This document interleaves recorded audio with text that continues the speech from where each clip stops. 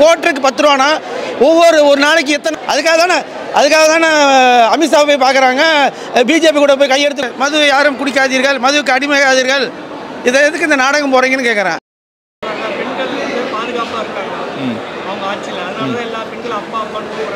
யார் கூப்பிட்டா அப்பா அப்பான்னு? அவங்க வீட்டில் இருக்கவங்க தான் கூப்பிட்றாங்க. இங்கே யார் இங்கே இத்தனை பொண்ணுங்க இருக்காங்களே, கேட்டு பாருங்க அப்பான்னு கூப்பிட்றாங்கன்னு. இல்லை அது அவராக தான் கூப்பிடுறாரு. அப்பான்னு சொல்கிறாங்களே, மது ஒழிக்கணும் அவர் தானே சொல்கிறாரு. டிவியில் சொல்கிறாரு மது ஒழிக்கணும், மது இருக்கக்கூடாதுன்னு. மது நடத்துறது யார்? எந்த கவர்மெண்ட் நடத்துது? மது நடத்துறவங்க எந்த கட்சிக்காரன் சேர்ந்தவங்க? அதுக்காக மது நீ ஏன் குடிக்காத நீ ஏன் சொல்கிறீங்க? நீங்கள் சொல்கிறீங்களா ஒரு முதல்வரா? குடிக்கிறதுக்கு எதுக்கு நீ விற்கிறீங்கன்னு கேட்குறேன். விற்கவும் தானே வாங்கி குடிக்கிறான். யார் விற்கிறா? ஜெகதரட்சன் யார்? அவர் மது ஆலை ஓனர் தானே. எந்த கட்சியில் இருக்கார்? உங்கள் கட்சியில் தானே இருக்கார் அமைச்சரா? அது நீங்கள் கேளுங்க. மதுவை ஒழிக்க டிவியில் விளம்பரம் கொடுத்தா மது ஒழிஞ்சிருமா? கனிமொழி அப்புறம் நீங்களே சொல்லி ஒரு மீடியா நீங்களே தெரியுது இவ்வளோ. அது எவ்வளோ ஒரு பொய்யான விஷயம், தவறு தானே அது. மதுக்கடையை மது ஆலையை நீங்கள் உங்கள் கவர்மெண்ட்டு உங்கள் மந்திரிங்க வச்சுருக்காங்க. அந்த ஆலையை 3 நாவே மது யாரும் குடிக்க மாட்டாங்களா? யார் கையெடுத்து கும்பிட்டு மது யாரும் குடிக்காதீர்கள், மதுவுக்கு அடிமையாதீர்கள், இதை எதுக்கு இந்த நாடகம் போகிறீங்கன்னு கேட்குறேன். இந்த நாடகத்துக்கு தான் உண்டு பெரிய ஒரு ஆப்பு. 2026 எங்கள் தளபதி வந்து வைக்க போகிறாரு. அதுக்கப்புறம் எல்லாமே நீங்கள் கள்ளசாரை விற்றுட்டு உங்கள் குடும்பமே கள்ளசாரை விற்றுட்டு தான் அலைய போகுது. ஓகேவா? 1000 ரூபாய் எதுக்கு? ஒவ்வொரு ஒயின் ஷாப்லையும் சேல்ஸ்மேன் இருக்க வேலைக்கு இருக்காங்களா, ஒவ்வொருத்தர் சம்பளம் 6000 வாங்குறானுங்க ஒரு நாளைக்கு. எனக்கு தான் சொல்கிறேன், ஒரு கோட்டருக்கு 10 ரூபானா ஒரு நாளைக்கு எத்தனை லட்சம் வியாபாரம் ஆகுது? ஒவ்வொரு ஊழியரும் ஒரு நாளைக்கு 3000 4000 சம்பளம் வாங்குறான்.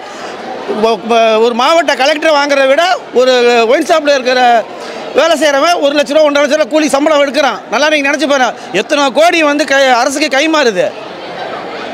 நீங்களே கேளுங்க. மக்களுக்கு இதெல்லாம் தெரியாமல் இல்லை. இந்த மக்கள்லாம் மனசில் வச்சுருந்து மண்டையில் நல்ல ஒரு கொட்டு 4 கொட்டு கொட்டி இந்த அரசாங்கத்தை கொட்டு வைக்கிறதுக்கு தான் ஒரு 2026 தேர்தலை எதிர்நோக்கி நாங்கள் இருக்கிறோம். 2026 எங்கள் தளபதி சொன்னார்ல, ஒரு இந்த மாதிரி ஒரு அரசியலை நாங்கள் வந்து நீங்கள் எதிர்பார்க்க மாட்டீங்கன்னு சொன்னீங்களா, அதை வந்து வர 2026 எதிர்பார்ப்பாங்க ஆளுங்கட்சி. கண்டிப்பாக இது நடக்கும்.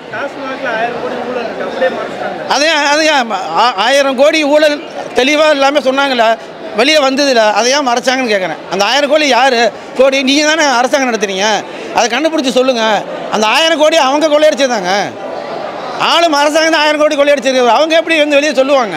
அதுக்காக தானே அமித்ஷா போய் பார்க்குறாங்க, பிஜேபி கூட போய் கையெடுத்து கும்பிட்டுக்கிட்டு வெள்ளை கொடி பிடிச்சிட்டு உட்காந்துருக்காங்க. இதை எதுக்கு சொல்லுங்கள்? மத்திய கவர்மெண்ட் வந்து ஆளுங்கட்சி எதுக்கு சொல்லுங்கள் பார்க்கலாம். ஒரு வாரத்தில் வந்து இடி எந்த ரைடு, அமலாக்கத்துறை ரைடு வந்து முதல்வரே உள்ளே போனால் போயிடுவார்.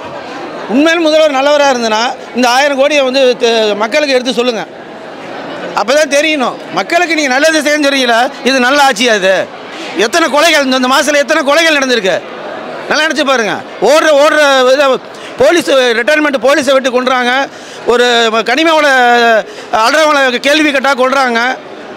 எத்தனை மக்கள் எவ்வளோ பெண்களை பாலியனம் இது பண்ணுறாங்க. ரொம்ப வர இந்த ஆட்சியில் இருக்கிற ரொம்ப வசதியானது வந்து ரவுடிசம் ரொம்ப ஓவராயிடுச்சு. யாரும் கேள்வி கேட்கக்கூடாது, கேட்டால் அருவா எடுத்து வெட்டுவாங்க. அந்த மாதிரி தான் போயிட்டுருக்கு. புரியுதுங்களா?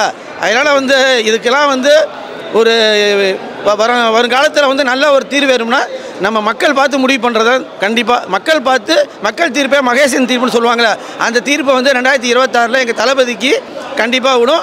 2026 நாங்கள் வெற்றி அமைப்போம். 2026 அப்புறம் இந்த நாட்டை நாங்களே எங்கள் தளபதியாக எப்படி கொண்டு வரணுமோ நல்ல ஆட்சி பண்ணி பெண்களுக்கு பாதுகாப்பு கொடுத்து மற்ற பொதுநல சேவகர்களுக்கெல்லாம் பாதுகாத்து கொடுத்து இந்த தமிழக அரசை மிகவும் திறம்பட வழிநடத்தி செல்வார்.